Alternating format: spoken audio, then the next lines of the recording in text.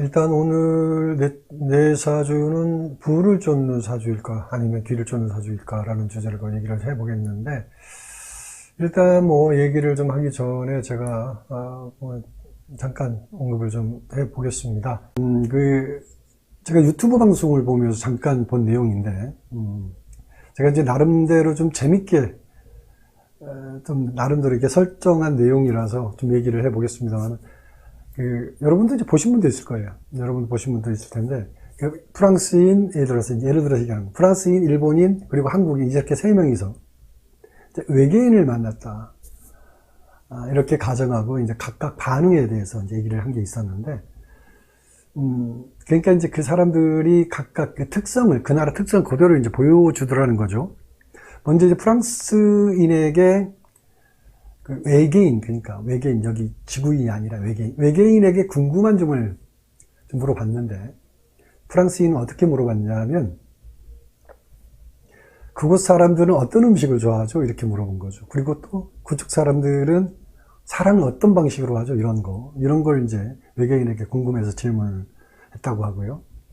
다음에 일본인은 어떻게 질문을 했냐면, 여러분도 짐작이 가겠지만, 그곳의 경제는 어떤 방식이죠? 이런 거. 또 뭘 해야 돈을 벌 수 있죠? 이런 질문을 했다고 하고요. 당연히 이제 나머지 한국 사람 얘기하려고 얘기하는 건데, 한국 사람은 어떤 질문을 했냐면, 그곳 외계인은 우리를 어떻게 생각하죠? 이렇게 물어봤다고 합니다. 제가 이제 이 말에 좀 생각할 게 좀 많아서 제가 이제 그 내용을 좀 인용을 해보는 건데, 자, 여기에 쓰면 시사하는 바가 좀 있죠. 한국인은 그 유별나게, 그죠? 유별나게 다른 사람들의 시선에 신경을 쓴다는 거죠. 이제 이걸 단적으로 표현해 준 건데, 그게 이제 어떤 겁니까? 나 말고 이제 밖의 세상이니까 눈에 보이는 그런 세속적인 일에 자신을 자꾸 끼워 맞추다 보는 거죠. 자꾸. 눈에 보이는 거에 자꾸 눈에 끼워 맞추는 거니까. 그러면 이제 자기 자신을 잃어버리게 되죠. 자신의 삶이 밖이 기준이 되어버리니까 내가 누구인지 나의 울타리를 잃어버리는 거죠. 그래서 세상이라는 기준에 둔감해질 필요가 있다. 이 얘기를 하고 싶은 건데, 그러니까 우리가 세상 살면서 출세다, 성공이다, 이런 것들을 알고 보면 어떤 거예요? 다른 사람들이 만들어 놓은 기준에 불과한 거다라고 얘기하는 건데, 그러니까 내가 일종의 내 방향에서 내가 열심히 살아서 성공을 했어도 마찬가지라는 거죠. 내가 사는 방향에서는 성공했을지 모르지만 다른 한편으로, 저쪽 한편에서는 실패한 내용들이 더 많다라는 거죠. 이쪽에서는 성공한 삶이 될 수 있지만 다른 편에서는 실패한 삶이 될 수도 있다는 얘기죠. 자, 이런 것들, 그러니까 주로 내 기준을 잃어버리고 자꾸 이제 밖의 기준을 맞추다 보면은 결국 내 자신의 삶 자체가 불행한 삶이라는 생각을 하고 살게 된다. 이런 얘기를 하고 싶은 거예요. 그러니까 특히 이제 한국 사람들은 그런 외부의 기준, 특히 남의 기준을 맡고 남들이 나를 어떻게 보는지에 대한 평가라는 이런 부분. 그 돈에 대한 기준도 마찬가지죠. 어느 정도의 집을, 아파트를 살아야 되고, 어느 정도에 되는 기준, 어떤 차라든지 이런 거. 이런 거에 대해서 자꾸 이제 주변 사람들과 비교 차원에서 하다 보니까 행복을 찾기에는 참 어려워지는 방향으로 사는 사람들이 많아진다. 이게 이제 한국 사람들의 삶의 모습을 단적으로 표현해 준 거.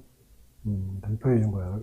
그래서 나름대로 좀 저걸 내가 잠깐 보면서, 재밌게 보면서 잠깐 인용해 보고 싶었는데, 이렇게 전달하는 능력이 떨어져서 재미가 없는 것.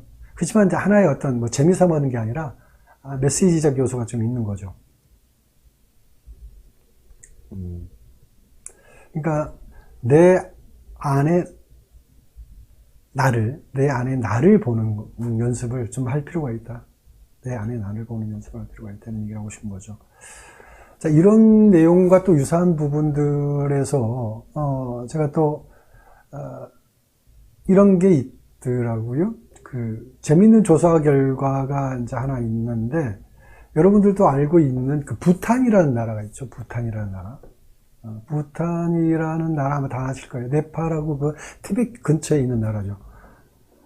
말하자면 가난한 나라지만 행복 지수가 전 세계 1위라는 얘기 들어보신 적 있죠? 근데 실제로 2011년도에 행복지수 조사에서 세계 1위를 했다고 해요. 당시 부탄 인구가 뭐 81만 명 정도였는데, 그리고 또 소득 수준도 아주 낮은 나라였는데도 불구하고, 이 숫자, 이 국민의 97%가 나는 행복하다 이렇게 대답했다는 거죠. 한마디로 정말 놀라운 일이었던 거죠. 그래서 다들 이제 신기하게 생각했던 그런, 과거에 그랬었는데, 근데 2011년이 지나고 8년 뒤에, 그러니까 2019년도에 똑같은 기준으로 다시 조사를 했다고 그래요. 여러분도 알고 있는 분도 계실 겁니다만, 2019년도에 똑같은 기준으로 다시 조사를 했는데, 부탄이라는 나라가 그때 2019년도에 행복지수가 몇이었냐면, 세계 1등에서 어떻게 변했냐면 95위로 추락했다라는 거죠. 95위로. 그러니까 부탄 국민 스스로가 2019년도에는 자신들이 행복하지 않다, 이렇게 대답한 거죠. 이건 진짜 놀라울 일이죠. 9년 만에 8년 만에 이렇게 큰 변화가 있다라는 거, 도대체 뭐였을까? 원인이 뭐였을까? 이건데, 여러분도 쉽게 느낌 바로 올 거예요. 그러니까 2011년도 이후부터 부탄이라는 나라에도 뭐가 보급이 되기 시작했냐면, 인터넷이 급속도로 빨리 이렇게 보급이 시작된 거죠. 이제 늘어난 거죠. 그래서 SNS라든지 스마트폰, 유튜브, 이런 매체들을 통해서 자신들의 현실에 눈을 뜨기 시작한 거죠. 그래서 다른 나라 사람들의 실생활들을 이제 직접 이렇게 눈으로 보는 거니까, 인터넷 통해서 보고, 유튜브 통해서 보고, 자연스럽게 자신들의 현실과 비교가 된 거죠. 그래서 자신들이 얼마나 가난하고 이렇게 불편한 환경에 살고 있는지 바로 눈을 뜬 거죠. 그래서 전 국민 97%가 행복하다고 얘기했던 그때 마음은 어떻게 됐어요? 완전 물거품이 돼버린 거죠. 자, 우리는 이제 여기서 교훈을 얻게 되잖아요. 그렇죠? 교훈을 얻게 되는데, 자신이 행복하기 위해서는 남과 비교하면 안 된다, 이거죠. 그죠? 그러니까 그 사람들이 현실적으로 바뀐 건 아무것도 없잖아요. 부탁하는 입장에서는. 단지 남이 사는 모습 하나만 본 거죠. 다 아기들은 똑같아요. 근데 단지 남이 사는, 직접적으로 본 것도 아니고 간접적으로 그냥 이렇게 영상을 통해서 그것만 보고도 자신이 불행하다고 판단한 거죠. 이 자체가 얼마나 더 불행하냐는 거죠. 단지 영상으로 보고 자기들이 불행하다고 느끼고 산다는 거. 똑같은 조건이 있었는데도 불구하고.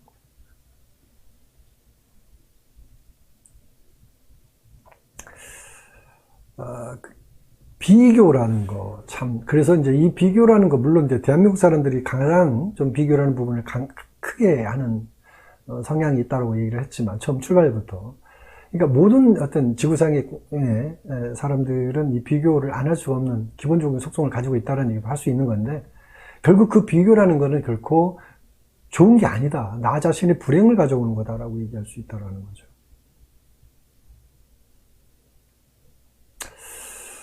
이걸 보면서 제가 이제 사실 느낀 게 참 많았는데, 제가 또 이거하고 약간 다른 얘기지만 하나 더 얘기를 좀 하고 싶은 게 있는데, 제가 이제 이거는 정말 쇼킹하면서 봤던 내용 중에 하나인데, 중국의 그 한롱그룹 회장이라는 사람이 있어요. 이 사람이 이제 여러분도 또 아시는 분 있을 겁니다만, 워낙 또 유명했던 사건이었기 때문에, 조직 폭력배 두목이었다고 하는 분이죠. 근데 이 사람이 재산이 얼마였냐면, 무려 7조 원 정도 된 그 상상을 초월하는 재산을 가지고 있는, 이제 물론 이제 그룹 회장이니까 그랬겠죠. 근데 이 사람이 2015년도에 그 사형 집행 결정으로 형장 이슬로 사라지게 됐는데, 정말 그렇게도 큰 재산을 두고 사형당하는 마음이 얼마나 정말, 안타까웠을까 하는 마음도 들어가는데. 자, 제목이 뭐였냐면, 그 경쟁관계에 있던 사람 8명을 좀 살해했다라는 거죠. 그리고 11가지 제목이었는데, 조직원 4명과 함께 이제 그 사형 선고를 받았다고 이렇게 얘기를 해요. 근데 자, 이 얘기가, 이 내용이 중요한 게 아니고, 자, 이 사람이 그 사형 집행 직전에 이제 이런 말을 남겼어요. 이 사형 집행 전에 남겼던 말이 상당히 저도 기억이 남아서 이 얘기를 하고 싶었는데, 기억이 워낙 남아서 제가 여러분께 잠깐 들려드리겠습니다. 얼굴도 한번 보여주고 싶은데, 이분 얼굴이, 어떻게 생겼냐면, 이분이죠. 사진을 보면 좀 더 실감이 날 수 있죠.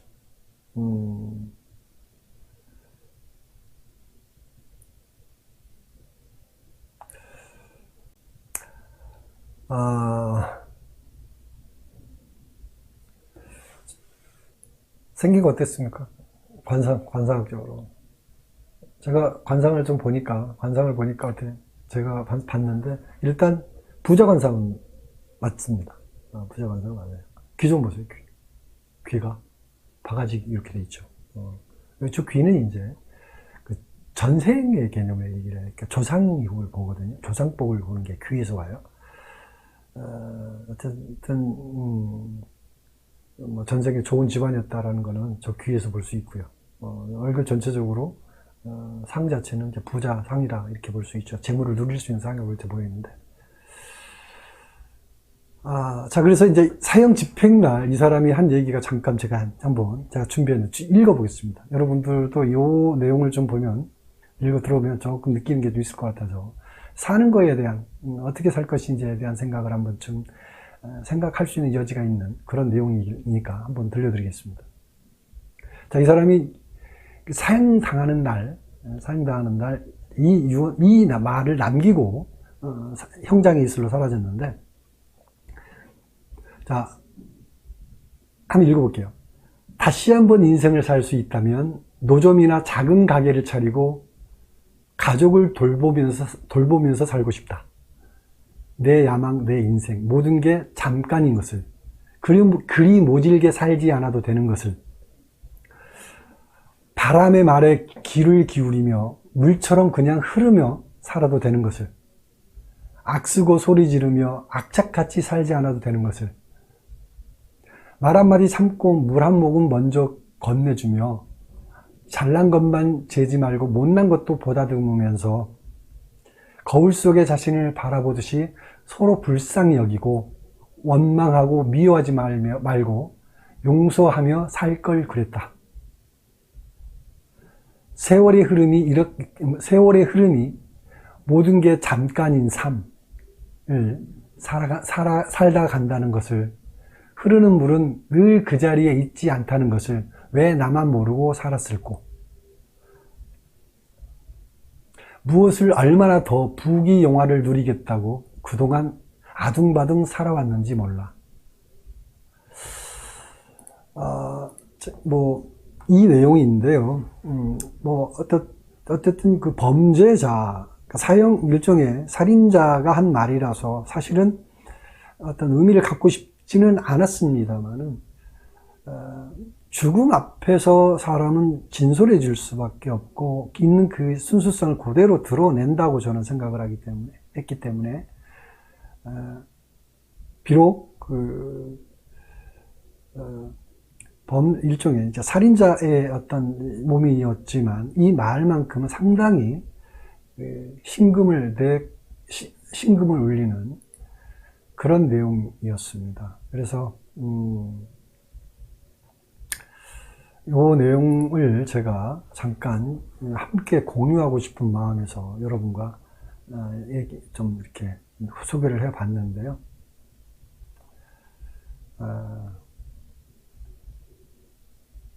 덧없는 인생을 그렇게 악착같이 살려고 아둥바둥, 그렇죠? 현대인들은 모두 이렇게 살고 있기 때문에 하여튼 이 내용에 대한 부분은 여러분들과 함께 생각을 해보고 싶습니다. 자, 제가 뭐 몇 가지 얘기를 통해서 어떤 살아가는 방식, 어떻게 살 것인가에 대한 어떤 개념 정리를 나름대로 이런 어떤 주변의 얘기들을 통해서 얘기를 좀 해봤는데요. 제가 또 하나 더 얘기하고 싶은 건 있긴 있는데 더 얘기하면 지루해질까 봐서 정리를 하도록 하겠습니다. 이 얘기는 하나 더 얘기할 내용은 사실 보이저 1호가 우주에 나가서 결국 나중에 사라지기 직전에 되게 뒤로 돌아보면서 지구를 찍은 사진이 있죠. 그 사진에 대한 이름이 이제 창백하고 푸른 점, 그야말로 점 하나의 지구에서 아둥바둥 살아가는 인간의 모습이라는 자체에 대한 얘기, 그런 연결고리로서 제가 좀 얘기를 하고 싶었는데 제가 너무 루즈한 시간을 길게 하는 것 같아서 적당히 이 정도로 마무리하도록 하겠습니다.